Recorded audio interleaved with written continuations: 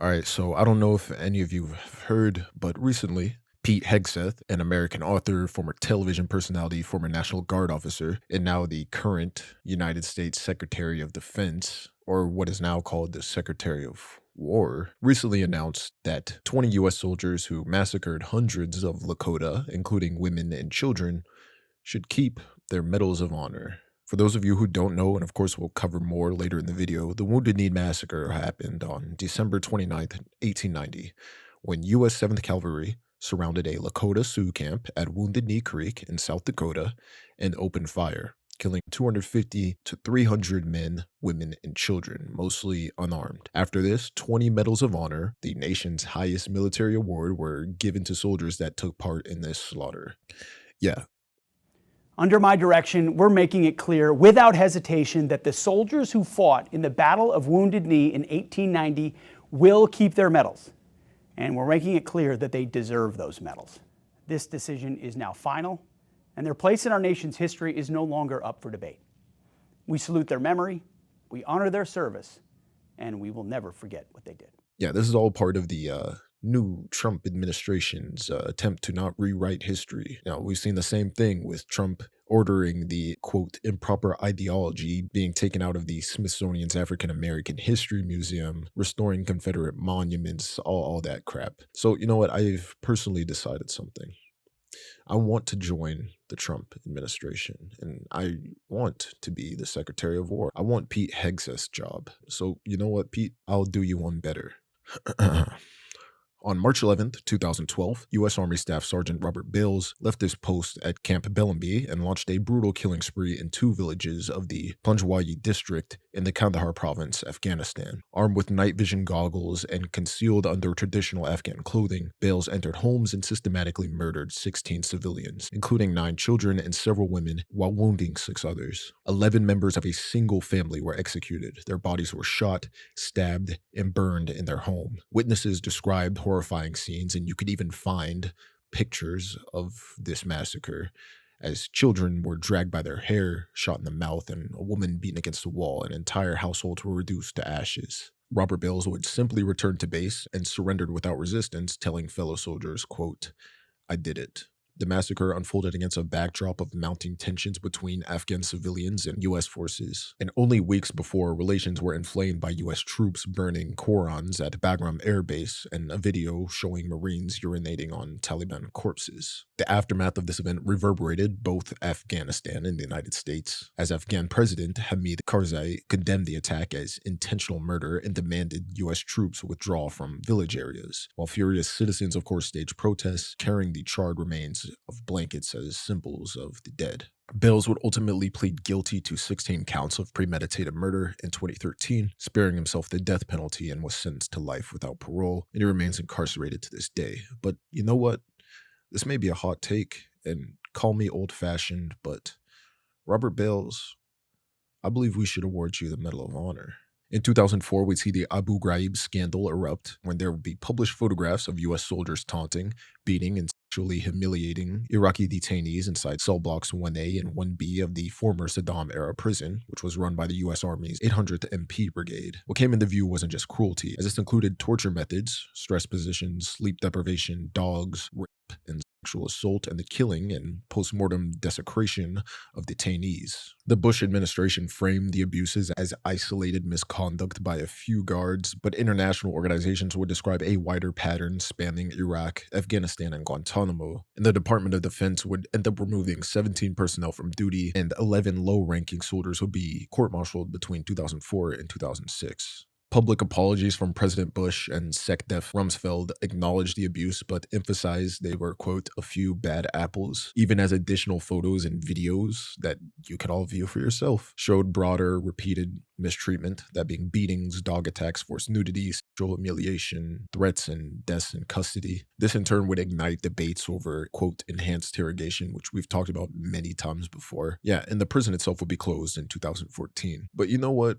I think we should give these fine, distinguished soldiers what they deserve, the Medal of Honor. In 1968, on March 16th, we'd see the My Lai Massacre in South Vietnam when troops from Task Force Barker, primarily C Company, entered hamlets and expecting Viet Cong, the soldiers instead encountered unarmed civilians, mostly women, children, and elderly men, and began killing them with rifles, grenades, and bayonets. Villagers were herded into common areas, into an irrigation ditch, and gunned down. Homes were torched, livestock was shot, wells were fouled, and bodies were mutilated. And of course, you could find pictures of all this yourself. I just can't show it here for obvious reasons. Estimates of the dead range from at least 347 to as many as 504, making it one of the largest massacres of civilians by U.S. forces in the 20th century. Testimony described rapes and executions at point-blank range. Thankfully, amid the slaughter, Warrant Officer Hugh Thompson Jr. and his helicopter crew intervened, landing between soldiers and cowering villagers, evacuating the wounded and threatening to fire on U.S. troops if they kept shooting civilians. For months, the Army would portray this operation as a victory, as, quote, 128 VC were killed in a fierce firefight, and initial internal inquiries minimized civilian deaths as accidental. Hugh Thompson Jr.'s complaints would, however, reach commanders, but despite this, they would push narratives of enemy combatants, and the facade would crack when door gunner veteran Ron Rittenhauer compiled eyewitness accounts and wrote Congress and Pentagon letters in 1969, reporting on what actually happened. 26 soldiers will be charged, but why punish them? You already know what I think we should give them. On September 16, 2007, we'd see the Nisour Square massacre unfold when Blackwater contractors escorting a U.S. Embassy convoy opened fire on Iraqi civilians in Baghdad after seeing what they determined to be a, quote, threat, killing 17 civilians and injuring 20 more. A Kia sedan carrying a mother and her adult son approached, and the contractors opened fire on the vehicle, killing the occupants, along with nearby civilians and even an Iraqi policeman. Witnesses reported chaos, grenades, heavy machine gun bursts, and continued firing even as colleagues yelled for a ceasefire. And Blackwater claimed that they face a potential car bomb and hostile fire, but multiple investigations, including an FBI probe, concluded that at least 14 of the killings were unjustified. Legal and political fallout stretched for years as the Department of Justice indicted 5 Blackwater contractors in 2008, charging them with manslaughter and weapons violations. We see a retrial in 2014 that led to convictions of Nicholas Slatton for first-degree murder and Paul Slow, Evan Liberty, and Dustin Hurd for manslaughter and weapons charges, with sentences ranging from 30 years to life. However, in December 2020, President Donald Trump would grant full pardons to all 4 men, and I should have gave him a medal too. In 1968, we'd see Operation Speedy Express, which was a major U.S. counterinsurgency campaign carried out by the Army's 9th Infantry Division in the Mekong Delta between December 1968 and May 1969 under General Julian Ewell. Officially, the mission aimed to cut Viet Cong supply lines and deny them sanctuary in the Delta, deploying 8,000 infantry, artillery, helicopter gunships, and thousands of airstrikes. The Army would claim over 10,800 enemy killed in action, but recovered fewer than 750 weapons, which was a glaring imbalance that raised immediate suspicion. A later Inspector General review estimated that as many 5,000 to 7,000 civilians may have been among the dead. The operation's legacy remains bitterly controversial, as critics such as Colonel David Hackworth would describe how commanders obsessed over body counts pressured units to produce results, resulting in civilians being targeted in free fire zones. Ewell himself was accused of encouraging a brute force approach, earning the nickname the Butcher of the Delta, which he reportedly accepted with pride. In 1950, we'd see the Gun Ri Massacre, which was a killing of South Korean refugees by U.S. 7th Cavalry Regiment troops during the chaotic first month of the Korean War. As North Korea's invasion drove U.S. and South Korean forces into retreat and rumors spread that North Korean infiltrators were hidden among refugees, American commands issued theater-wide instructions to halt, and in multiple cases,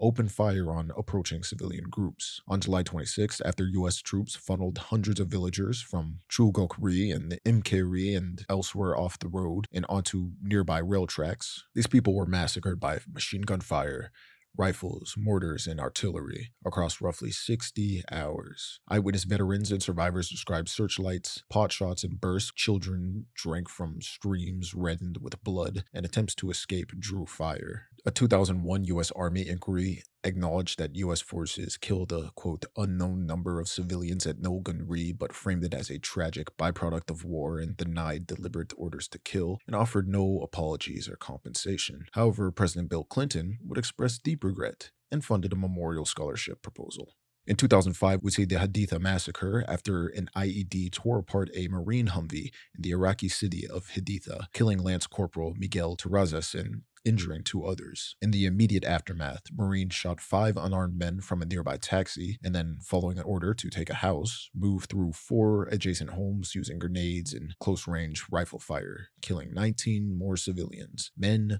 women, and children. Many struck multiple times in the head and chest, all of which you could see photos of. I do not advise, but it's there. The Marine Corps would quietly pay a whopping $38,000 to families of 15 victims. Yippee. And 8 Marines would be charged in December of 2006. But ultimately, only one person would be punished, Sergeant Frank Wuthrich, who pled guilty in 2012 to a single count of negligent dereliction of duty. He received a rank reduction and pay cut and served no jail time. Nice. In 2006, we see the Mahmudiyah killings on March 12th that were perpetrated by U.S. Army soldiers from the 502nd Infantry Regiment during the Iraq War, when they left a checkpoint near Yusufia and entered the nearby home of the al-Janabi family in daylight and separated its members into rooms. Specialists Paul E. Cortez and James P. Barker raped 14-year-old Abir Qasim Hamzal al-Janabi, while Private First Class Stephen D. Green murdered her mother, father, and sister, and then proceeded to rape Abir and shot her in the head. The soldiers set her body on fire and attempted to stage the scene with an AK-47 before returning to base to, quote, celebrate. Prosecutions would follow dual tracks, as Stephen D. Green had been administratively discharged for mental instability before the crime surfaced. He was tried in U.S. federal court under Military Extraterritorial Jurisdiction Act, and he would be convicted of rape and 4 murders and sentenced to life without parole.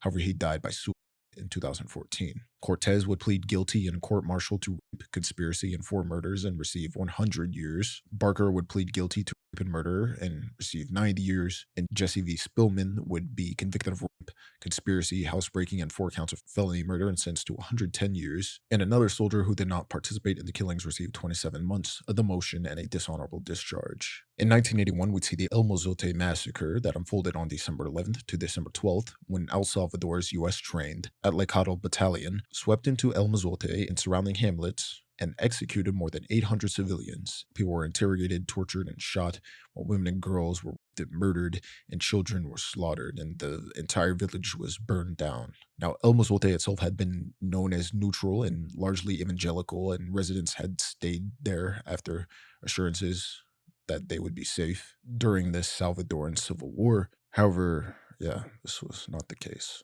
The Salvadoran military and U.S. officials would dismiss these reports as guerrilla propaganda, but UN-backed exhumations in 1992 confirmed mass civilian executions, and the UN Truth Commission later concluded that the Atlecado deliberately and systematically killed the non-combatant population in El Mozote and nearby hamlets. Washington conceded that they made, quote, mistakes, and in December 2011, the Salvadoran government formally apologized.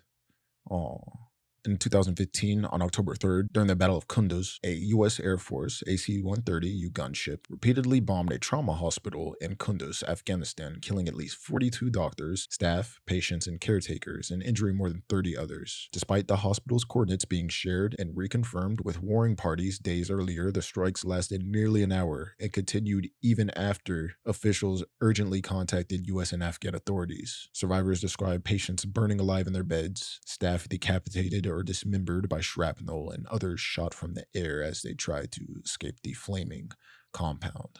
Investigations by NATO, the U.S. military, and a joint Afghan-U.S. group concluded the attack was caused by, quote, avoidable human error, compounded by equipment failures and navigation mistakes, with the gunship firing 211 shells at the wrong building after mistaking it for a Taliban position. No personnel faced criminal charges, and President Barack Obama issued a formal apology. In 1830, we'd see the Trail of Tears, which was the U.S. government's forced displacement of roughly 60,000 people from the Cherokee, Muskogee, Seminole, Chickasaw, and Choctaw nations from their southeastern homelands to, quote, Indian territory west of the Mississippi after Congress passed the 1830 Indian Removal Act. Yeah, we've talked about this plenty of times. This was a genocide. We see the Bear Creek Massacre in 1863 when roughly 200 California volunteers under Colonel Patrick Connor attacked a fortified northwestern Shoshone winter encampment in Idaho and killing an estimated 250 to 400 children, women, and men, with accounts describing actual violence, the destruction of 70 lodges and stores, and the deaths of leaders such as Bear Hunter. And this even earned Patrick Connor a promotion.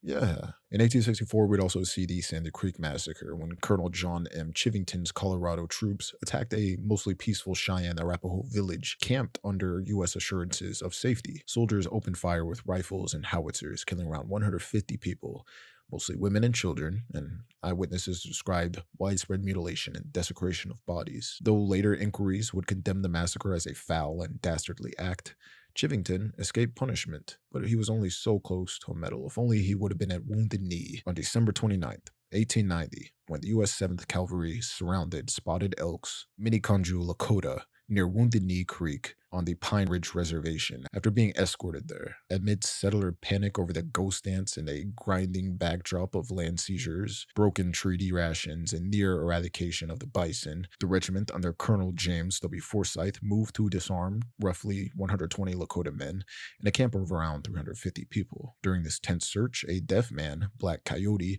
resisted surrendering one of his rifles, and in the ensuing struggle, his gun discharged. Soldiers would then proceed to open fire and indiscriminately shot at pretty much everybody. Within an hour, more than 250 people were dead, including women and children. Yeah. 19 Medals of Honor were awarded for actions at Wounded Knee, 31 for the broader campaign. And yeah, man, I would personally say that handing out America's highest military honor for massacres like Wounded Knee and not recognizing, hey, maybe that was a bad thing, is more than just rewriting history. It's literally spitting on the graves of those who actually earned it. The Medal of Honor is supposed to represent courage, sacrifice, and an unshakable defense of human life, even in the face of death. And giving it to people who commit war crimes completely dilutes the name and disrespects the actual heroes whose actions embody these values. Desmond Doss, a Seventh-day Adventist medic in World War II, who literally went into battle with his bare hands and still saved 75 men under fire in Okinawa. Vernon J. Baker, one of the first black soldiers to receive the Medal of Honor for his actions in Italy during World War II. Daniel Inouye, a Japanese-American from Hawaii who lost an arm storming Nazi defenses in Italy and went on to serve as a U.S. Senator for decades. Or Jose M. Lopez, a Mexican-American machine gunner in the Battle of the Bulge who held off German forces almost single-handedly protecting his unit. Mitchell Red Cloud Jr., a Ho-Chunk Native American who continued firing on Chinese troops in Korea, even after being mortally wounded, buying time for his company to regroup. These are the kinds of people who earned the Medal of Honor. Men and women who place themselves in unimaginable danger, not for conquest, not for cruelty, but to actually save lives and protect others.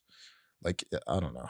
Maybe I'm tripping. I don't know, guys. I record this all in one night. I'm really tired. I'm gonna go back to bed. But yeah. Of course, this is like not everything. And please, in the comments below, please, I'm begging you to list other things out. Because of course I missed, there's, there's plenty more. But, oh my God, I don't know. I'm frustrated, man. I'm frustrated and I'm tired. And I think I'm going to go to bed. But thank you for watching. And I hope you're doing well. And yeah, I love you, bro.